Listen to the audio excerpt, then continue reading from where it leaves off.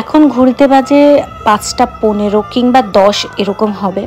তো একদম সকাল সকাল দেখতেই পাচ্ছ সূর্য উদয় হচ্ছে। জাস্ট ঘুম থেকে উঠে পড়েছি, তার কারণ হলো তোমরা তো জানো হয়েই গেল প্রায়, মানে আমি 16 তারিখে রাত্রে, মানে 17 তারিখ ধরো বাবার বাড়িতে এসেছি, 17 তারিখই ধরো সকালবেলা শ্বশুরবাড়িতে গেছিলাম 5টার সময়।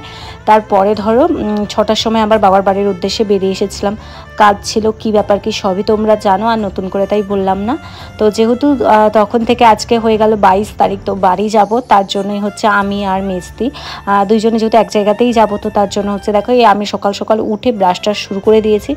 এখনও ওইদিকে মেজদি শুয়ে রয়েছে, আর গুড্ডু মানে দিদির ছেলে, সাথে আমাদের ঈশানী সবাই শুয়ে রয়েছে। ওদের কাউকে মানে আমি মেজদিকে সাড়া দিয়েছিলাম, কিন্তু ও বললো যে হ্যাঁ আমি উঠছি। আর ওকে বেশি তাড়া দিইনি একটাই কারণে, ও না আগের দিন রাত্রেবেলা থেকে সমস্ত জিনিস গুছিয়ে রেখেছে, শুধুমাত্র আমি গোছাইনি। কারণ আমি বললাম কোনো ব্যাপার না, আমি একটু তাড়াতাড়ি উঠে সব জিনিস গুছিয়ে নেবো।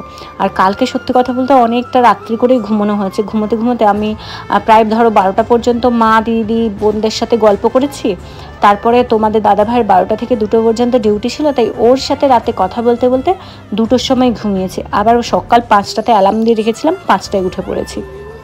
তো যাই হোক, আচ্ছা এত কথা বলছি, আগে বলো তোমরা সবাই কেমন আছো? আশা করছি সবাই অনেক ভালো আছো, সুস্থ আছো। তোমাদের সবাইকে আমার চ্যানেলের আরও একটি নতুন ভিডিওতে জানাই অনেক অনেক ওয়েলকাম। সবাই পুরো ভিডিওটা দেখতে থাকো, আশা করছি তোমাদের অনেক ভালো লাগবে। মানে চোখ থেকে জাস্ট ঘুমটা একদমই ছাড়ছে না, সেই অবস্থাতেই হচ্ছে এই যে দেখো ব্যাগটা গুছিয়ে নিলাম, কারণ বাড়িতে যেতেই হবে তার জন্য। আর সত্যি কথা বলছি, বিশ্বাস করো অন্যান্য বারে না এতটা খারাপ লাগে না বা কষ্ট হয় না। মানে বাবার বাড়ি ছেড়ে যেতে তো সববারই কষ্ট হয়, কিন্তু বিশ্বাস করো এইবারটা এতটাই মন খারাপ ছিল, কাউকে আমরা কিচ্ছু জানাইনি, না কাউকে সাড়া দিয়েছি। শুধুমাত্র না মায়ের সামনেই মানে মাকে জানালাম, কারণ মা তো আমাদের সাথেই ঘুমিয়েছিল এই ঘরেই, তো তার জন্য মাকে জানালাম। আর সত্যি কথা বলতে মায়ের সামনে কান্না করিনি, কারণ মাও কেঁদে ফেলবে তার জন্য। বাট বিশ্বাস করো মানে এতটা খারাপ লাগছিল, ভাবছিলাম যে এরপর থেকে মা একা কিভাবে থাকবে। মানে কালকেই আমরা দেখছিলাম মা আসলে বরাবরই একটু এদিক ওদিক ঘুরতে পছন্দ করে। সন্ধ্যাবেলা থেকে ঘরে থাকতো না, এই কাকিমাদের বাড়িতে, মানে পাশের বাড়িতে আর কি, পাশে বলতে আমাদের পুরনো যে কাকিমার বাড়ি সেখানে চলে যেত, আমার যে মেজো কাকিমা, তো ওখানে গিয়ে বসে থাকতো, এই মন্দিরের কাছে গিয়ে বসে থাকতো, মানে বাড়ির মধ্যে থাকতো না। সে বাবা আসার পরে তারপরে ঘরে আসতো। কালকে দেখছি মা চেয়ারের মধ্যে না একা কীরকম ঝুঁকে চুপটি করে বসে রয়েছে, মানে ওইগুলো দেখে খুব খারাপ লাগছিল। আর ওই জিনিসটাই বেরোনোর সময় মনে হচ্ছিলো যে মা কিভাবে থাকবে একা। এর পরে মাকে বললাম যে মা তুমি চলো না হয় আমাদের সাথে, বাট কিছু তো করার নেই। মা বলছে না সামনে ভোট রয়েছে, কি করে যাই বল। আর এই দেখো এই যে বাড়িটা কীরকম জানি, মানে মনে হচ্ছে ছেড়ে যাব। এইবারটা সত্যি বলছি বিশ্বাস করো একটু বেশি যেন খারাপ লাগছিল। আর কাল রাত আমি মানে প্রচুর কষ্ট হচ্ছিল এটা ভেবে যে এইবারটা এলাম, বাবার সাথে একটা বারও দেখাও হলো না, কথাও হলো না, বাবা কিছু বললেও না, মানে বাবার সাথে কথা হয়নি, দেখা হয়নি, মানে খুব কষ্ট পেয়েছি বিশ্বাস করো। যাই হোক, আর ওইসব ভেবে লাভ নেই, আর বলেও লাভ নেই, নিজেদেরকে শক্ত হতে হবে। তোমরা সত্যি বলছি অনেক আমাদেরকে সাহস যোগাও, মানে প্রেরণা জাগাও বলতে পারো। তোমাদের সবাইকে অনেক অনেক ধন্যবাদ। আমি মাকেও মানে মা তো নিতে বোনের ফোন থেকে আমার ভিডিও দেখে, আগে বোনের থেকে দেখতে, এখন তো বাবার ফোন। বাবা আমার প্রত্যেকটা ভিডিও যেহেতু দেখতো, সাবস্ক্রাইব করা ছিল, বাবা প্রত্যেকটা ভিডিও আমার দেখতো আর ঈশানীকে দেখার জন্য। তো এখন থেকে সেটা মা দেখবে, মা হয়তো কমেন্টগুলো নিজেই পড়বে। মানে তোমরা সবাই এত ভালোবাসা দাও, যেটা দেখে না সত্যি আমরা অনেকটা সাহস পেয়েছি। আমার আগেও বলেছে, আবার বোনেরা কমেন্ট পড়ে বলেছে দিদিরা যে সত্যি দেখ বাবার জন্য সবাই কত সুন্দর প্রার্থনা করছে, ভালো ভালো বলছে, হ্যাঁ বাবার নামে। মানে এই জিনিসগুলো আর কি, মানে যাই হোক চলো অনেক কথা বলছি, বাড়ি তো যেতেই হবে বলতে পারো। মানে মাও কান্নাকাটি করলো, নিজেরাও মানে কষ্ট পেয়ে হচ্ছে এইভাবে মানে বেরিয়ে এলাম। তো আজকে হচ্ছে বলতে পারো আজকেই গিয়ে আমি প্রথমবার হচ্ছে শ্বশুরবাড়িতে যাব আর কি। বলাই যায় যে 5 মাস পরে আমি প্রথম এসে শ্বশুরবাড়িতে আজকে এসে সংসার করব, বলাই যায়। তো কারণ ওই দিনকে তো জাস্ট 1 ঘন্টার জন্য ছিলাম, জলটাও পর্যন্ত খাইনি, আমি আবার বেরিয়ে এসেছিলাম বাবার বাড়ির জন্য। আর এই যে দেখো বারবার ফোনের মধ্যে আমি ট্রেনের টাইম টেবিলটা দেখছি, এই মাত্র জাস্ট দেখালো যে ট্রেনটা একটু লেট আছে। তো তাই ভাবলাম ট্রেনটা ধরতে পারবো, নাহলে বিশ্বাস করো যদি না 10 মিনিট লেট থাকতো ট্রেনটা, আমরা কোনো দিনই এই ট্রেনটা ধরতে পারতাম না। তো এইদিকে দেখো দিদির ছেলেও ঘুমিয়ে পড়েছে, ঈশানীও কোলের মধ্যে একটু ঘুমিয়ে পড়েছে, কারণ অনেক ভোর ভোর উঠিয়ে দিয়েছিলাম। তো তার জন্য। আচ্ছা, ট্রেনের টাইমটা ছিল ধরো ওই 6টা50 ছিল, বাট আসছে 7টা5 এরকম বললো। প্রথমে 7টা দেখাচ্ছিল, তারপর আবার দেখালো 7টা5, যাই হোক 15 মিনিট লেট। আর আমরা বাড়ি থেকে ধরো বেরিয়েছি 6টা5-এ, কিন্তু প্রথমে আমরা বলেছিলাম একটু আগে বেরোবো, বাট তারপরে অনেকটা পরে বেরোলাম। মানে আমরা বলেছিলাম 6:45 বেরোবো, ওই যে দিদি উঠলো না, তার জন্য একটু দেরি হয়ে গেছিলো। তারপরে এই যে দেখো স্টেশনে চলে এসছে, ওই যে দেখো বন্দে ভারত ঢুকছে, সাথে সাথেই তো মানে দিদির ছেলে ওই যে গুড্ডু আমাকে বলছে মা মাসি দেখো না বন্দে ভারত আসছে, সাথে সাথে মানে বলছে ভিডিও কর। তো তার জন্য যে দেখো মেছেদার উপর থেকে ওটা পাস করলো, ভিডিওটা করলাম। আর ট্রেনে উঠেছি, উঠেই ধরো নামবো এরকম অনেকটা চলে এসেছি, হঠাৎ না এই বইগুলো উঠছিল। তো ঈশানীকে তো এমনি মুখে মুখে সব কিছুই বলানো হয়, ও মোটামুটি সবটাই জানে। তো ভাবলাম যে তাহলে এবার মানে অক্ষরগুলো পরিচয় করানোটাও খুব দরকার। এমনি মুখে মুখে তো অনেক কিছু শিখেও গেছে, অনেক কিছু বলে, বাট অক্ষর পরিচয়টা এবার তোকে শেখাতে হবে, দেখাতে হবে কোনটা কি। যেমন ধরো টাইগার, লায়ন, এলিফ্যান্ট বা কোনো ফ্রুটস যদি হয়, সেগুলো ও দেখলেই বলে দেয় যে এই ফলের নাম এটা, এই অ্যানিম্যালসের নাম এটা, মানে সেটাও বলে দেয়। কিন্তু এই যে ধরো এইগুলো আর কি, মানে ওয়া তো ওকে এখনও শেখানো হয়নি, বাট ABCD 1 2 3 4 বা হ্যান্ড হেড এগুলো তো সব নিজেই জানে, ছাড়ো মানে ওইগুলো আর কি, ওইগুলো হচ্ছে ওকে এখনও পরিচয় করানো হয়নি। তো তার জন্য দিদিকে বলছি, দিদি একটা কাজ করি বরং এই বড় বইটা নিয়ে নিই, এর মধ্যে সব কিছুই রয়েছে। তো এই রকম একটা বই নিয়ে নিই, আর তার সাথে সাথে ওই যে মানে ওই যে AB ওগুলো বড় বড় করে লেখা আছে, আর তার সাথে সাথে দেখো বাটারফ্লাই, তারপরে মানে যে যার সে তার সাথে একটা একটা করে আর কি। তো ওইগুলো ভাবলাম তাহলে দুটো বই ঈশানীর জন্য নিয়ে নিই, এবার থেকে ওকে পড়াতেও হবে। বয়সটা যাই হোক 2 বছর 1 মাস তো হয়েই গেল, আর মোটামুটি তোতলে হলেও মিষ্টি মিষ্টি বেশ কথা বলতে শিখেছে, আর মোটামুটি ও পড়তে ভালোবাসে আর জানেও অনেক কিছু। তো তার জন্য ভাবলাম যে এটাই তাহলে নিয়ে নেওয়া হোক বইটা। তো আমি নিয়ে নিয়েছি, আমি যেহেতু উল্টো দিকে বসেছিলাম তাই দিদিকে বললাম দিদি ব্যাগের মধ্যে ভরে দে। বিশ্বাস করো, আর ওই দিকে দেখো মুড়ি নিয়েছে না, ভাই বোন দুইজনে মুড়ি খাচ্ছে। আবার ঈশানী কেমন করে, ওর জামাটা কি হয়েছে বলো তো, জামাটা ঢিলে না, জামাটা কিন্তু ঠিকই আছে, বাট ওই যে 2 সাইডের যে ফিতেটা মানে যে বানিয়েছে অনেকটা চাওড়ার উপরে বানিয়েছে, তো যার কারণে না ওটা কাঁধের সাইড থেকে খুলে আসে। তো বললো মাম্মামকে মুড়ি খাইয়ে দাও, দিদি বললো, ওর সাথে সাথে একটা মুড়ি তুলে আমাকে দিচ্ছে। তো যাই হোক, এই যে দেখো সবাই মিলে আমরা 1 প্যাকেট মুড়ি নিয়েছিলাম, বাট বিশ্বাস করে চাট মুড়ি নিয়েছি, চাটের চও ছিল না, একদম বেকার, শুধু মানে তেল মাখিয়ে দিয়ে দিয়েছে দুটো চানাচুরকে। আর ওদিকে তোমাদের দাদাভাই ভিডিও কল করে দেখছিল আর কি আমরা কত দূর কি গেলাম, কী ব্যাপার। বিশ্বাস করো এইবারটা এত বেশি মানে কষ্ট লাগছে, 2 বোন আমরা রাস্তাতে আস্তে আস্তে বলছি কী যে হবে, মা কীভাবে থাকবে ভগবান গিয়ে জানে, একা একা কী যে হবে। কিন্তু আমাদেরও হাত পা বাঁধা, কিছুই করার নেই।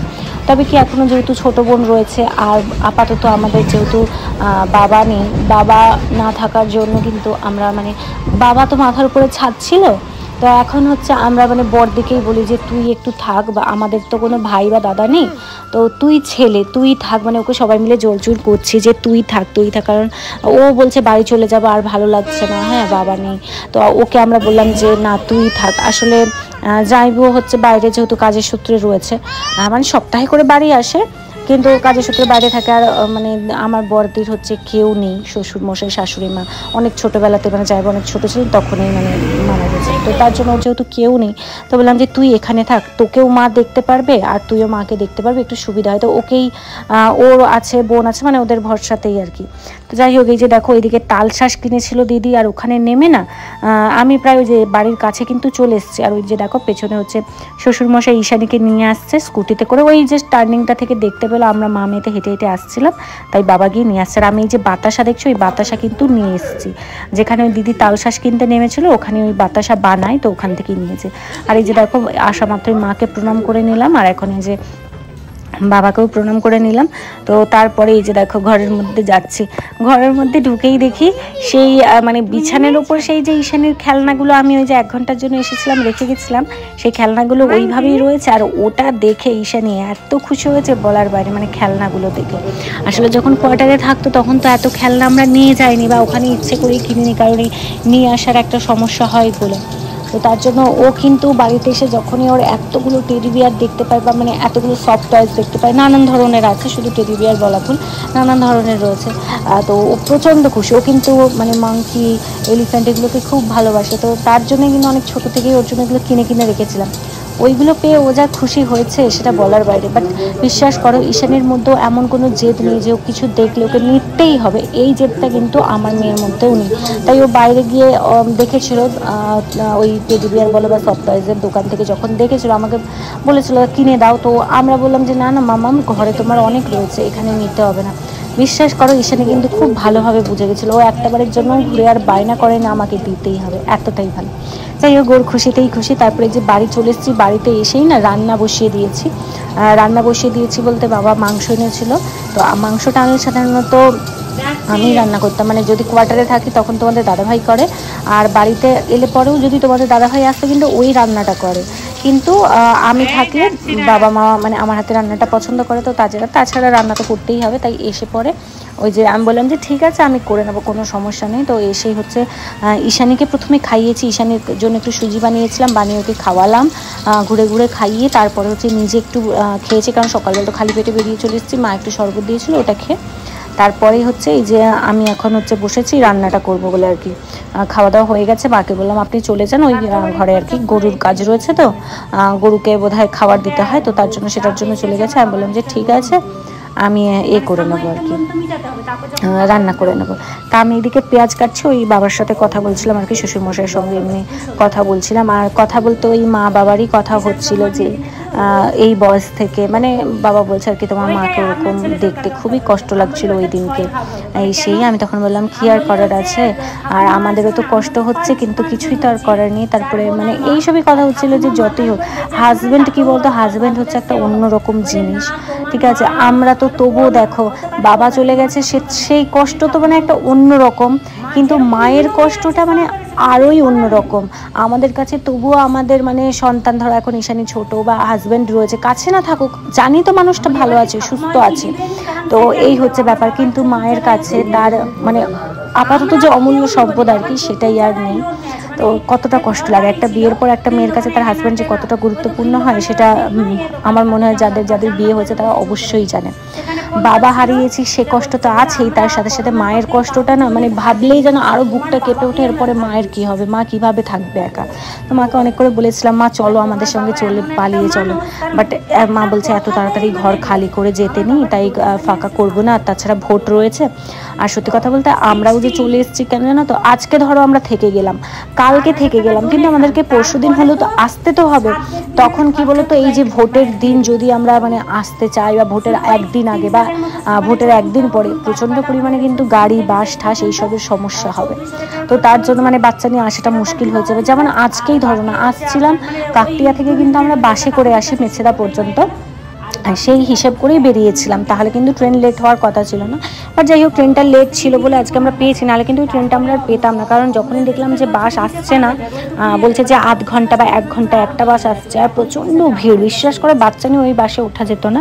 তাই বাধ্য হয়ে টোটোকে বললাম যে চলো আমাদেরকে মেছেদা ছেড়ে দিয়ে আসবে, তো তার জন্য আবার দেখো ওই অতটা রাস্তা টোটোতে করেই এসছি আর কি।